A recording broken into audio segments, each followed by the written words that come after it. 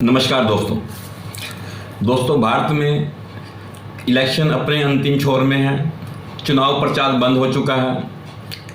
कल यानी कि शनिवार के दिन 1 जून को वोटें पड़ने जा रही हैं और 31 को ही जैसे चुनाव प्रचार बंद हुआ, मोदी जी ने एक शांति लेते हुए केरल में लास्ट सभा करी और वहीं से ही वो विवेकानंद जो रोक्स हैं वहाँ पर पहुँच गए साधना करने के लिए।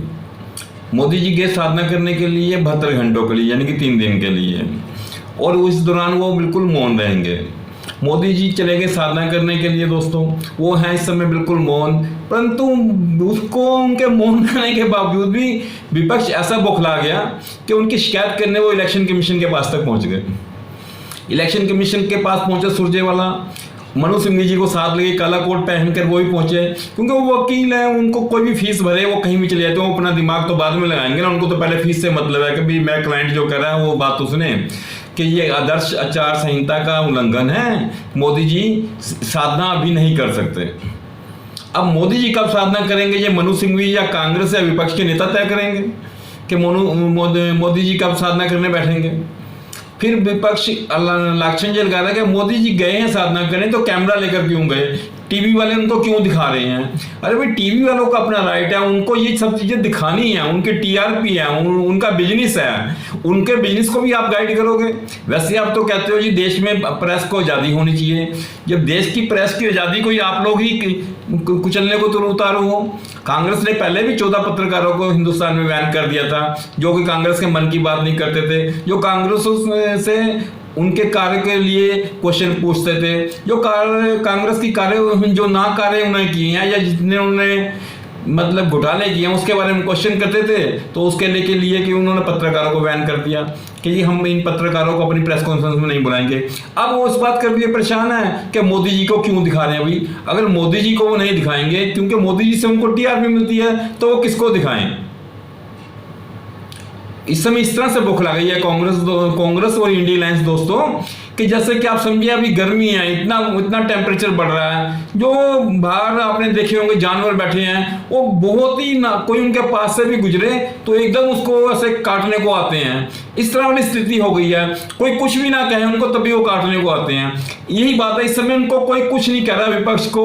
मोदी जी शांत हैं, बिल्कुल शांत हैं, चुप करके बैठे हैं, परंतु विपक्ष काटने को पड़ रहा है उड़ उड़ के कि यार मोदी जी शांत क्यों हो गए। मोदी जी का कॉन्फिडेंस है जो 400 पार हो जा रहे हैं, वो बिल्कुल इलेक्शन का चुनाव प्रचार खत्म होते ही बिल्कुल शांत मन से चले गए, जबकि दूसरी पार्टी के नेता लोग जुगाड़ जुड़ाने के लिए 2 दिन का समय ले कर रहे हैं। ठेके शराब के बंद हो चुके हैं, घर घर तक व्यवस्था की जा रही है सामान पहुंचाने की, वो उसमें भी जी हैं। मोदी जी को इन सारी चीजों की टेंशन नहीं है, इनको इस बात की भी टेंशन है कि मोदी टेंशन क्यों नहीं ले रहे हैं। अरे भाई अगर तुमने कोई काम किया होता तो तुम भी टेंशन ना लेते, तुमने जब कोई काम किया ही नहीं तो तुम टेंशन तो लोगे ना। आप परेशान हो कि टीवी वाले उनको क्यों दिखा रहे हैं। भाई टीवी वालों का तो काम है, ये टीवी वालों को टीआरपी उनसे मिलती है, टीवी वालों के घर उससे चलते हैं। जब पैसा है ना, बेसिकली व्यूअरशिप पैसा, वहां से पैसा आ रहा है उसको, तो वो क्या करेंगे टीवी वाले, आप ही कहने से चलेंगे कि मोदी जी को हमें कब दिखाना है ये हमें विपक्ष बताएगा, उसके दौरान ही हम दिखा सकते हैं। आप मोदी जी शांत हैं, आप इतना बौखला गए हो, आप भी शांत होकर बैठो ना, आपको भी शायद टीवी वाले कैमरा लेके पहुंच जाए कि राहुल की कोई आवाज नहीं आ रही है, ममता बनर्जी कुछ नहीं बोल रही है, चलो इनसे बात की जाए। वही आदमी इलेक्शन के प्रचार के बाद प्रचार नहीं कर सकता, कोई मीटिंग नहीं कर सकता।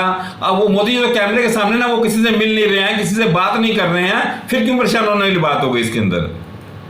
दोस्तों इसका मतलब ये है कि एक अकेला पूरे विपक्ष के ऊपर भारी पड़ा। मोदी एक ब्रांड है, ना कि कोई एक सड़क छाप लीडर था। वो मोदी एक ब्रांड है, ग्लोबल लीडर है। वो अपनी पार्टी से उठ के ऊपर काम किया, बीजेपी को लिए नहीं, आरएसएस के लिए नहीं, कमल के फूल के लिए नहीं, मोदी ने खुद अपनी गारंटी दी है। सारों से ज्यादा मोदी को ने जो जनसभाएं करी हैं, अपनी गारंटी दी है, लोग मोदी के मुंह पर जा रहे हैं, और सबसे ज्यादा विपक्ष ने क्रिटिसाइज मोदी को करा है। कि जब मोदी सब चीजों में आ गया, मोदी ने सब चीज की गारंटी में ये नहीं कहा कि ये बीजेपी की गारंटी है, ये मेरी एनडीए सरकार की गारंटी है, या ये कमल के फूल की गारंटी है। नहीं, मोदी ने हर चीज में कहा ये मोदी की गारंटी है, ये मैंने किया है और आगे ये करके दिखाऊंगा, करूंगा अगर नेक्स्ट टाइम मेरी सरकार आएगी तो। मोदी इतना कॉन्फिडेंट है, वो अपनी उपलब्धियां बता रहा है और साथ बता रहा है कि मैं आने वाले टाइम में क्या करूंगा। कांग्रेस के पास इन सारी चीजों का कोई काट नहीं। कांग्रेस जाति के आधार पर देश में जो जनगणना कराना चाहती है, धर्म के आधार पर कराना चाहती है, आरक्षण देना चाहती है, ओबीसी का आरक्षण खत्म करना चाहती है और उसको अपने मुसलमानों को आरक्षण देना चाहती है। कांग्रेस के पास ये है, देश की डेवलपमेंट के लिए कोई नहीं। अब राहुल गांधी ने से क्वेश्चन किसी ने पूछा कि आप 1 लाख रुपए कहां से दोगे, उसके बाद उस बात का भी जवाब नहीं, ये हमारी इंडी सरकार तय करेगी। दोस्तों, जो आदमी आप अपने मैनिफेस्टो में बात लिख रहे हो, आपको वो भी नहीं पता कि ये चीजें कैसे पूरी होंगी, तो क्या कर सकते हो? बस दोनों बहन भाई बस्ता उठा के हर जगह पहुंच जाते हैं जहां पे बीजेपी की सरकार होती है, उनको कोसने काटने लग जाते हैं। अपनी उपलब्धियां गिनाओ ना, आपने क्या करा। मनमोहन सिंह के टाइम में मनमोहन सिंह जी ने इतने घपले कराए, वैसे वो बहुत ईमानदार नेता थे। सबसे दुनिया पूरे हिंदुस्तान के सबसे ज्यादा फ्रॉड, धोखेबाज और घपले जितने हुए हैं मनमोहन जी की सरकार के टाइम में हुए हैं। ये तथ्य हैं, ये फैक्ट है, ये कोई झुठला नहीं सकता। प्रधानमंत्री ईमानदार थे जी हमारे मनमोहन सिंह जी, बहुत ईमानदार थे। सोनिया गांधी ने कराया, किसने करा दिए बड़े सारे घपले? सरकार उनकी थी, उनकी सरकार के टाइम समय जब घपले हुए हैं तो जिम्मेवारी भी उन्हीं की है। उसके ऊपर दोनों बहन भाई कुछ नहीं बोलेंगे, राहुल गांधी और प्रियंका गांधी। वैसे वहां कहीं हो जाए तो पहुंच जाएंगे दोनों बहन भाई, कहीं छोटी छोटी घटना बीजेपी के शासन में कहीं जो हो जाए वहां पहुंचेंगे जल्दी से जी। कांग्रेस के राज में क्या चल रहा है, कोई जवाब नहीं इनके पास। जो अपने वादे कर रहे हैं, अगर यही वादे आपने अपनी सरकार में, राज्य सरकारों में पूरे किए होते तो शायद लोग सोचते कि वाकई में जो बात कहते हैं उसका उनकी बातों में वजन है, इनको वोट डाल के ट्राई करनी चाहिए। कोई विजन नहीं, कोई मिशन नहीं, सिर्फ मोदी को हराना है, सिर्फ मोदी को हराना है। मोदी ने इतनी शातिर चाल चली कि मोदी 400 पार इन लोगों से खिला दिया कि नहीं मोदी 400 पार नहीं करेगा। इस बात को तो इन्होंने मान लिया कि 400 पार नहीं करेगा, लेकिन जीतेगा तो मोदी। मोदी साहब बहुत शातिर है इस मामले में, विपक्ष को ही लगा दिया केक खिलवाने के लिए।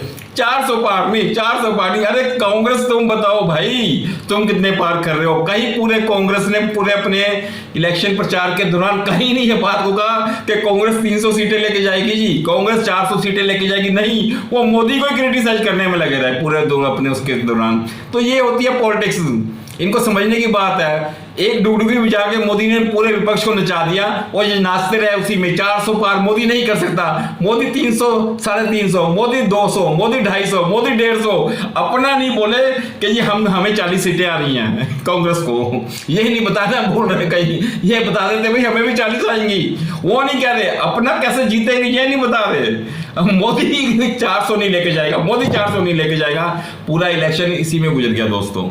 अब कल की वोटिंग के बाद 4 तारीख को रिजल्ट भी आ जाएंगे, यही पता लग जाएगा कि अब हमारा विपक्ष कितना ज्ञानी है। इस बात से आप अंदाजा लगा लेते हैं। एक डुगी बचा के मदारी की तरह से मोदी जी ने सबको नचा दिया। वो ये नाचते रहे बहुत खुशी और खुश होते रहे, अपने आंकड़े देके। मोदी 400 कह रहा है, मैं 400 नहीं कह रहा हूं, मैं 350 कह रहा हूं। दूसरा लीडर उठता है कांग्रेस का, नहीं 300 नहीं, 325। दूसरा तीसरा आता है तीसरी पार्टी का 300।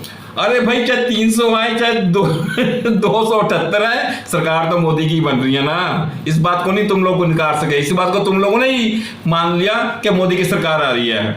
मोदी नाम बोलने की उनको ज्यादा जरूरत पड़ी। तुम लोगों ने पूरे इलेक्शन में प्रचार करते फिरे कि मोदी 400 पार नहीं कर सकता, मोदी 400 पार नहीं कर सकता। फिर झूठ नैरेटिव फैलाने शुरू कर दिए। मोदी आएगा तो ये संविधान बदल देगा ना, अपनी ओर से। राहुल गांधी को रात को सपना आता है और दिन को अनाउंसमेंट करनी शुरू कर देता है कि मोदी आएगा तो संविधान बदल देगा। अरे कांग्रेस ने 70 से ज्यादा वाले संविधान में चेंज कर दिया। ये पढ़े लिखे लोगों से बात करा करो, अनपढ़ लोगों को आप बेवकूफ बनाते रहते हो कि कांग्रेस का मोदी आएगा तो संविधान चेंज कर देगा। आपने कितनी बारी संविधान चेंज करा? आपने संविधान की मूल भावनाएं चेंज कर दी।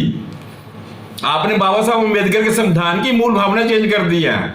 अब लोगों को ये बात पता लगे तो लोग आपको जूते मारने को तैयार हो जाएं, परंतु नहीं, आप तो झूठ बोल के फैला के, मतलब क्योंकि आपका एक ऐसा इकोसिस्टम बना हुआ है, मीडिया से लेके पॉलिटिकल पार्टियों से लेके जो हाथ जोड़ रहे हैं आप लोगों ने, वो सारे एक झूठ को बार बार गाना शुरू कर देते हैं। तो लोगों को लगता है इतने लोग बंदे कह रहे हैं तो शायद ये बात सच्ची होगी। तो कांग्रेस ने जो संविधान बदला है उसको अगर लोगों को सारी बातें पता लग जाएं कि वो संविधान बदल के उन्होंने कैसे देश के लोगों के साथ गद्दारी करी है, तो वो कांग्रेस को देखना ही पसंद ना करें। उसी का रिजल्ट है, लोगों को समझ आती जा रही है कहाँ इस देश में राज करने वाली पार्टी इतने साल राज करती रही, आज अपने सर्वाइवल की जंग लड़ रही है, उसको अपने अपने अस्तित्व की लड़ाई के लिए भी बहुत परेशान होना पड़ रहा है। उनको ऐसे लोगों के साथ अपनी साठगांठ करनी पड़ रही है जो हमेशा उसके खिलाफ रहते थे। तो दोस्तों ये वक्त वक्त की बातें हैं। कांग्रेस ने कभी भी देश की तरक्की के लिए, देश की खुशहाली के लिए काम नहीं किए, जिसका खामियाजा उसको आज भुगतना पड़ रहा है। दोस्तों अगर बीजेपी भी कल को देश की तरक्की के लिए काम नहीं करती, कोई अपने स्वार्थों के लिए काम करना शुरू करते हैं इसके लीडर भी, तो उसका भी यही हाल होगा। इसमें कोई दो राय नहीं है। लेकिन अगर कोई इंसान ईमानदारी से देश की तरक्की के लिए काम कर रहा है तो उस बात को मान भी लेना चाहिए। मिलते हैं दोस्तों अगली वीडियो में, तब तक अपना ख्याल रखिएगा। हाँ, वोट जरूर डालने जाना दोस्तों, किसी को भी डालें आप, ये आपकी मर्जी है, पर वोट जरूर डालने जाना आपने, कल के दिन जरूर वोट डालिएगा। मिलते हैं दोस्तों अगली वीडियो में, तब तक नमस्कार।